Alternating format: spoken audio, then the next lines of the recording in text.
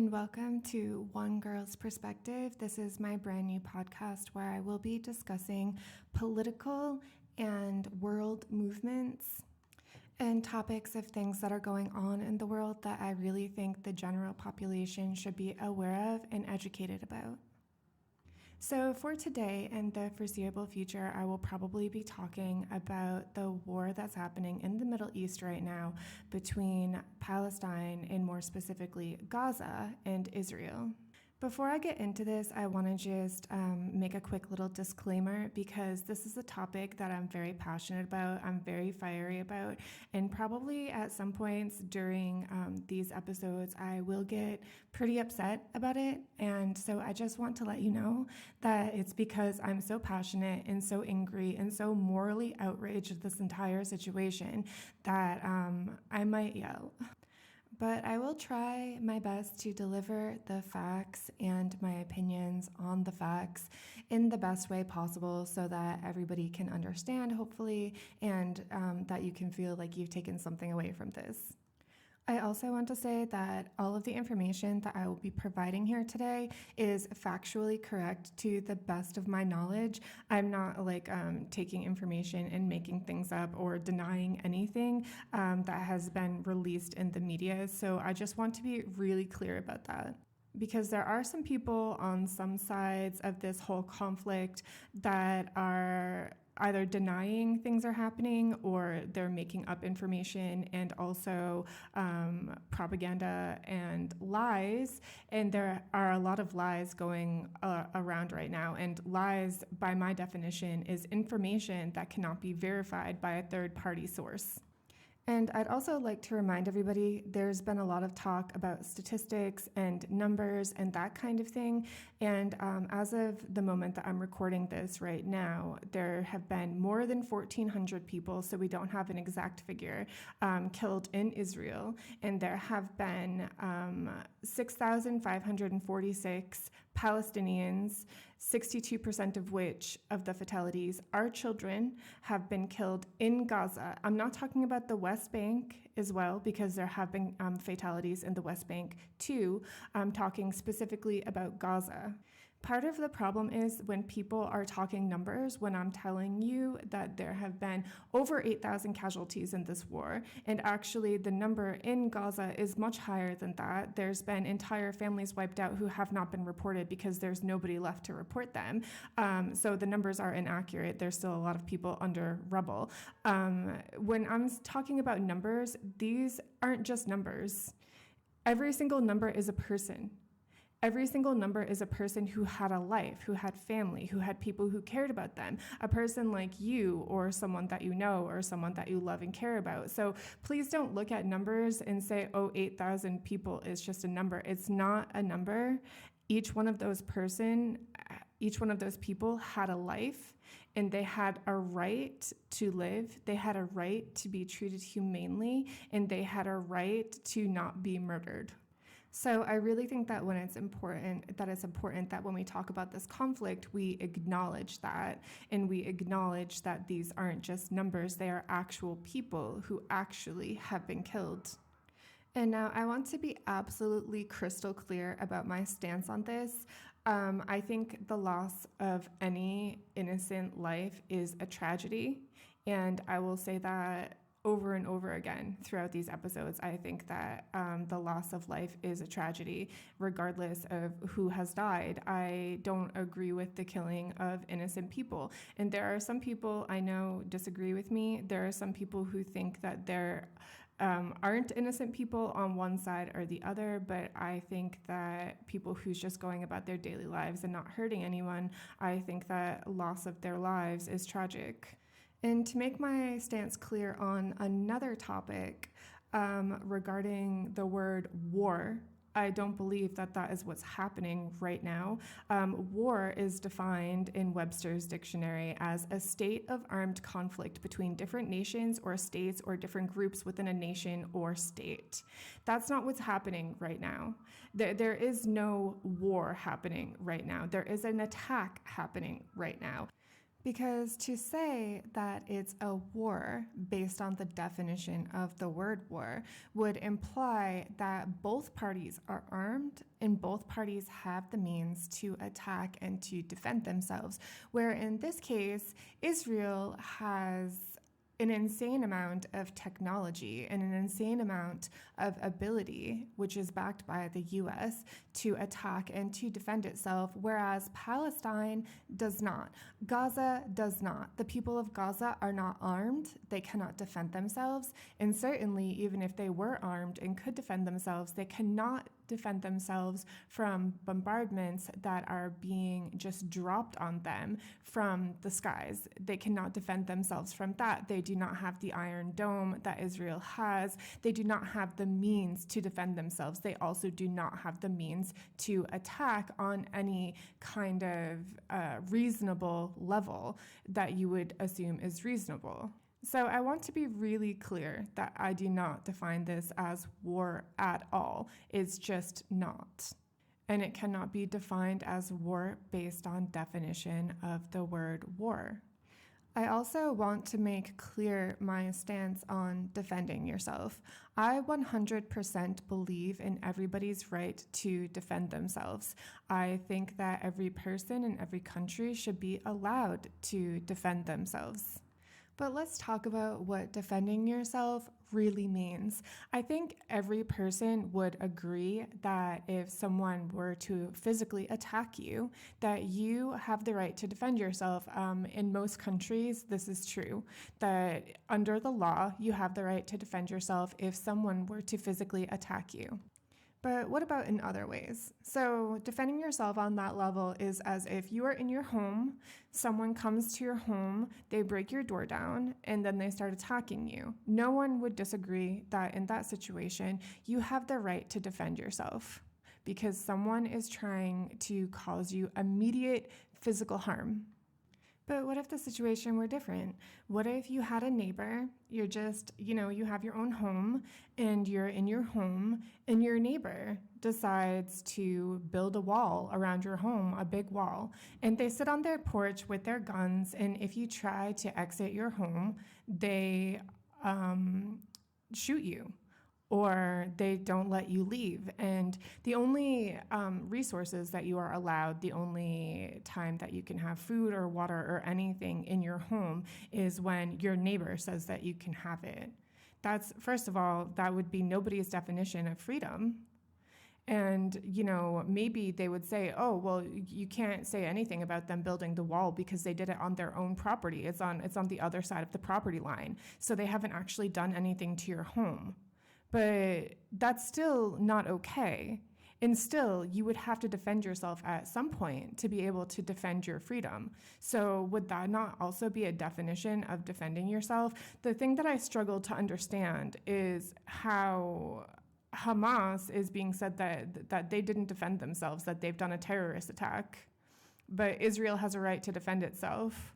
But Gaza had no right to defend itself, because they've been living in an open-air prison for 16 years where they have literally been kept prisoner. It reminds me of when I was in school and we were learning about slavery in America, back in the 1800s or whatever. And the slaves were so oppressed and so beat down. And there would be times where the slaves would rise up against their master and they would attack their master. They were killed for that. And that is what I'm reminded of when I'm hearing about this situation. Now, obviously, I do not agree with innocent civilians being killed, and I have already stated that, and I am stating it again just for the sake of clarity. But I also want to remind people something that has not been mentioned at all in the media, and I think is a very important point. The Hamas sent 1,500, so 1,500 of their own people out of the walls of Gaza for this attack. They bulldozed down the walls, which everyone has seen and everyone is already aware of. Do you think that nobody else, so people who weren't actually Hamas, do you think that nobody else left Gaza on that day, on October 7th? There were Palestinians who have been living in the open-air prison for 16 years who left Gaza at that time too, who were not part of Hamas. They were not part of the operation, and Hamas is actually not responsible for the things that those people did. And so to say that every single Israeli person who was killed during the attacks between, I believe it was October 7th and October 10th, was all down to Hamas is just simply inaccurate and simply a huge misrepresentation of the facts and of reality. I, again, am not defending the slaughter of innocent people, but I want to be clear that that Hamas is being portrayed as a terrorist organization, and they are not actually responsible for everything that happened on the 7th of October or the days following. And I know I'm kind of skipping around a little bit, and this podcast is going to be a little bit all over the place. I'm not working from a script. I have talking points that I want to touch on today, and obviously a lot has happened in the past couple of weeks that I haven't been covering, and I would like to try to cover at least the basics in this episode so that next time I can go on to talking about more specific things and more specific details and current events. And so now I would also like to draw attention to something else. There were a few incidents where people had been held hostage, but not actually taken as hostages. Like, they were held hostages in their own home for some period of time, a few hours or whatever. There was an interview with an Israeli woman, and I will try to link that interview in the description of this video. There was an interview with an Israeli woman probably around the 11th of October. Don't quote me on that because I'm not 100% sure, but as I said, I will link that interview in the description of this podcast. She was held hostage by Hamas with her 2 children for a couple of hours. Now, she said in this interview that she was in the home with her children, her 2 young children, and she heard people talking Arabic at the gate. She said that they entered the gate and she got scared. She brought her children to their panic room, or whatever you want to call it, safe room, and she heard them enter the home. She then she was trying to look through the door or something, and they let off a shot. It didn't actually hurt anybody, and then they opened the door. They told her that we're Muslim, we're not going to hurt you, etc., etc. They sat with her for 2 hours and no one got hurt. The guy was hungry. He asked her politely if he could have a banana, and she did let him. And then after that, they left, okay? And we've obviously heard the interview yesterday morning from the Israeli woman who was held hostage for over 2 weeks by Hamas, and she reported also being treated humanely. She reported that the people who were holding them hostage were aware of women's needs and actually making sure that everybody was cleaned and fed and hygienic. Mind you, the people in Gaza barely have enough food and water for themselves, but they're taking care of the hostages. And I think that that says something. I'm not trying to say that this is amazing and you know, that they're doing some good or something like that. What I'm trying to do is I want to compare the treatment of human life between the people who we're calling terrorists and the Israeli people, because I cannot find the quote at the moment, but the Israeli war minister said at the beginning of this conflict that they were going to strike back and they were going to strike hard, and the retaliation from Israel would be felt in Palestine for generations to come. They also liken the Gazan people to human animals, or Hamas to human animals, along with several other statements that have been made by Israeli officials. It is very clear that they don't view people in Gaza as humans or having human rights, or that they think that the lives of one people are less valuable than the lives of other people. I also want to point out the fact that everything Hamas has done, they have made fully available for the scrutiny of the world. They have broadcast everything that they've done. They have not lied about anything that they've done. They have shown the world everything that they're doing, and they've not tried to hide or lie about anything. And these are the people who are being called terrorists. And then, on the other hand, we have Israel, who is constantly lying. I mean, like, it has been shown over and over again that they're lying. They're providing this evidence that has been debunked by third-party people who literally have no horse in the race. And just one example of that is the attack on the hospital in Gaza, that Israel says that they did not do that, and then they provided a audio recording of supposedly two Islamic jihads talking about a missile misfire, which was shown later. Or there was a forensic review of the audio recording by a third-party company that showed that the audio was badly altered, that the voices that were recorded came from two separate recordings, and they were basically mashed together. If I can find that report also, I will link that in the description of this podcast, because everything that I'm saying is based on fact and evidence, and I'm not just making stuff up.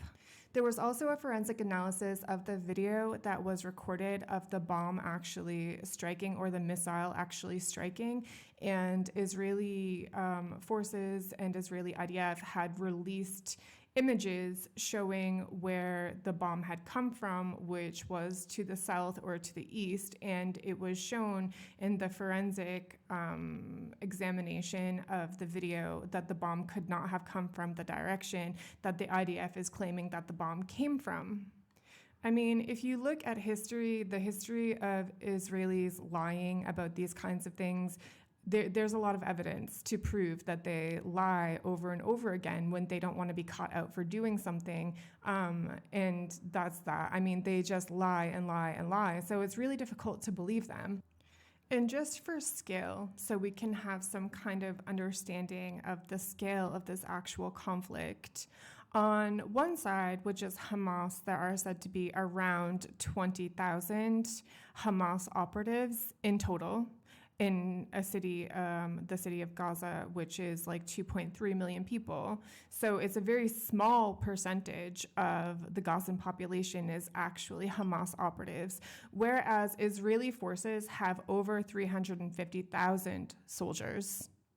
So this conflict is very one-sided to begin with, and also, you know, as I was saying before, Hamas and Gaza just in general do not have the means to protect themselves, defend themselves, or even attack that Israel has.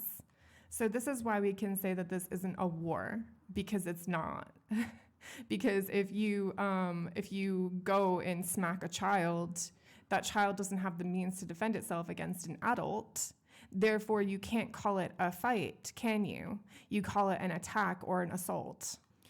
Anyways, I'm going to move on from this before I go on a tangent. I just needed to make the point that the value of human life also is not equal between one side and the other.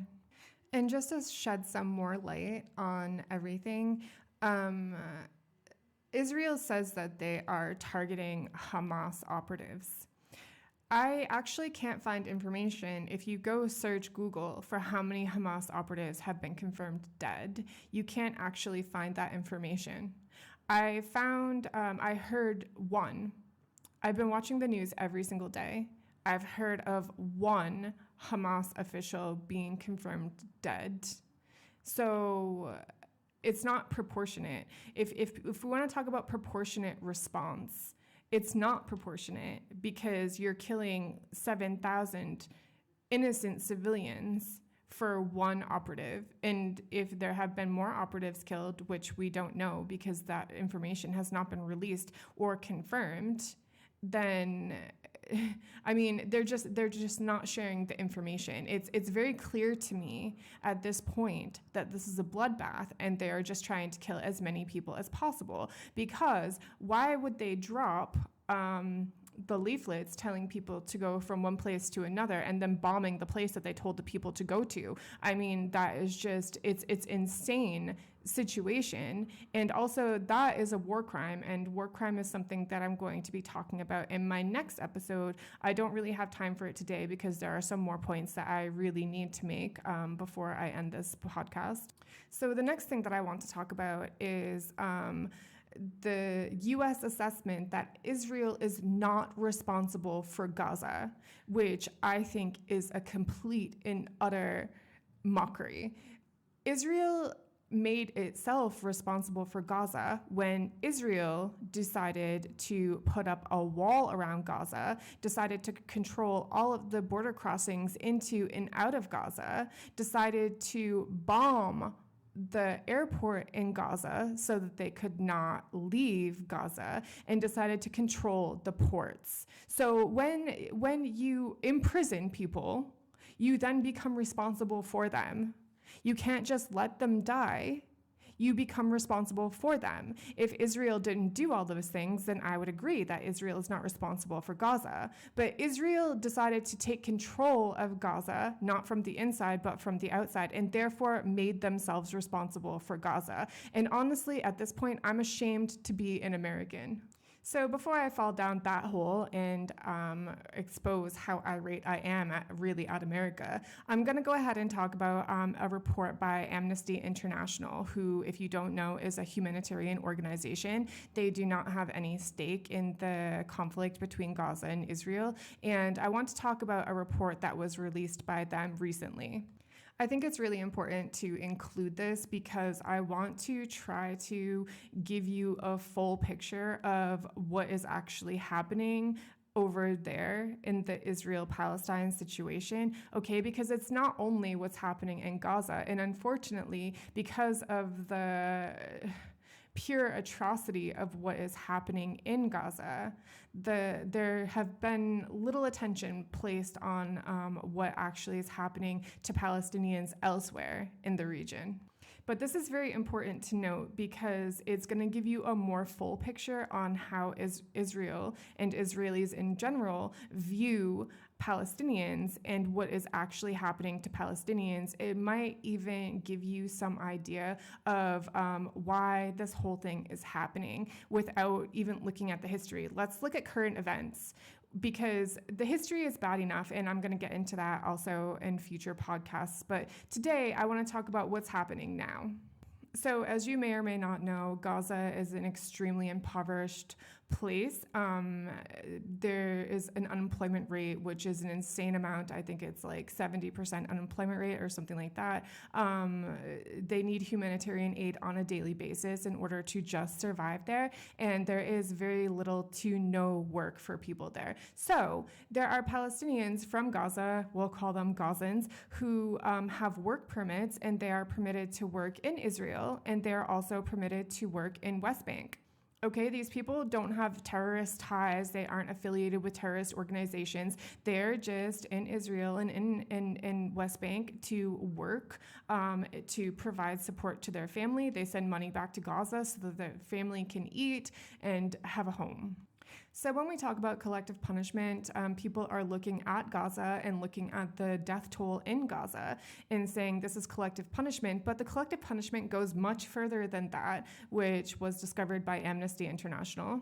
So after the attack on October 7th, Israel revoked the work permits of the Gazans who were working in Israel and Palestine, and they rounded them up, okay? That's a quote, actually, from Amnesty International. They rounded them up and put them into prison without due process, without humanitarian considerations. And these people have done nothing wrong. They're being illegally imprisoned by Israel for literally just existing. So their work permits were revoked without cause, meaning that they cannot work and they cannot make a living. And then they were taken from wherever they were living or wherever they were and put into prisons, and not necessarily put into prisons even. A lot of them were taken to military bases, and they're being caged like animals was the term that Amnesty International used. And again, I will link that report in the description of this podcast. And the number of Palestinians being illegally imprisoned by Israel prior to October 7th was around 5,000, and that number has doubled. They are now illegally imprisoning over 10,000 people. And Israel put an emergency bill through so that there is no longer a set number of people that you can keep in one prison cell. So they are literally packing people into prison cells like cans of sardines and not taking care of even considering humanitarian anything. They're treating them basically like animals. And these people are not associated with Hamas. They're not associated with terrorist organizations. They haven't done anything wrong apart from existing outside of Gaza. And not only that, but let's talk about West Bank. It's been widely known and accepted that Hamas was in Gaza only. Hamas is not working in West Bank. There have been over 100 Palestinians killed in West Bank, and they're being attacked on daily basis in West Bank by settlers and by the IDF there. They're being attacked and killed on a daily basis in West Bank too. So this situation, and I'm not even going to talk about before October 7th right now. I will get into that at some point. But this situation is not limited to Gaza. Granted, it is the most atrocious thing I've ever seen. I've never seen anything like it. The images and the videos and the reports that are coming out of Gaza, which, by the way, Israel is denying is even happening. They won't even accept or take accountability for their actions, and they're saying that the number of people killed is a lie, which it's not. And anyone who's been watching images and reports coming out of Gaza knows this. If you've followed this conflict at all, then you have seen the extremely disturbing and upsetting images. No one would question that there have been at least that many people killed. No one would question that. Except for Israel, who's completely denying it. They're saying that the numbers are made up. They're saying that the numbers of the hospital bombing were made up, and they're intentionally misquoting and misrepresenting the facts. So when we're talking about educating ourselves on the topic, and while I do think that it is very important to understand the history of the conflict between Israel and Gaza, because it did not start on the 7th of October, people, it has been going on for a very long time. I think it's more important at this moment in time to look at the present day, to look at the facts that are coming out now, to understand what is happening now, and understand what it is that these governments, these Western governments, are actually supporting. Because America is supporting this, and the UK is supporting this, and the whole EU is supporting this. And anybody who has has the nerve to say any single thing against Israel is being called terrorist sympathizers and being told that they are supporting Hamas. No. You can support human rights without supporting terrorism. You can call atrocity an atrocity without supporting terrorism. I do not support terrorism, but I think that Israel is doing terrorism right now. Because what would you call this apart from terrorism? It's not defending yourself. Israel is no longer being attacked. No one is attacking them right now, apart from, the few people internationally who are speaking out against them, that they're getting verbally attacked maybe. But no one is shooting them. No one is shooting missiles at them. No one is going up to them with a knife and knifing them or something like this. Like, no one is actually attacking them, but they are continuously bombarding Gaza and killing droves of people in the name of defending themselves, but no one is attacking them. So this is wrong, no? Is that not what terrorism is? Because the actual Oxford Languages definition of the word terrorism is the unlawful use of violence and intimidation, especially against civilians in the pursuit of political aims. And that is, my friends, exactly what Israel is doing now. They are doing this now. So if you want to call Hamas a terrorist organization, fine. If you want to call them that, fine. But you also have to call Israel that, because two wrongs do not make a right. Defending yourself is not what is happening right now. If you defend yourself, okay, say if you are in America and someone comes up to you and attacks you, okay, and you can defend yourself without using lethal force, that is the legal way to do it. If you subdue the pursuant, then that is it. And then if you chose to, after that, after you have subdued them, if you chose to use lethal force after that, then that is murder. And let's not make questions about it. Let's not make any kind of complication or confusion about it, because this is terrorism. And we have to call it what it is. And that is what it is. It is what it is. And anybody who says anything otherwise is just trying to further their own narrative. Let's look at the facts and let's call the facts what they are. And that's what makes me so angry, because every single news interview I see, they are forcing whoever is there, like whether they want to or not, to condemn Hamas. Sure, condemn Hamas. Sure, say that they had no reason to do what they did, which I disagree with personally, but I'll get into that at a later date.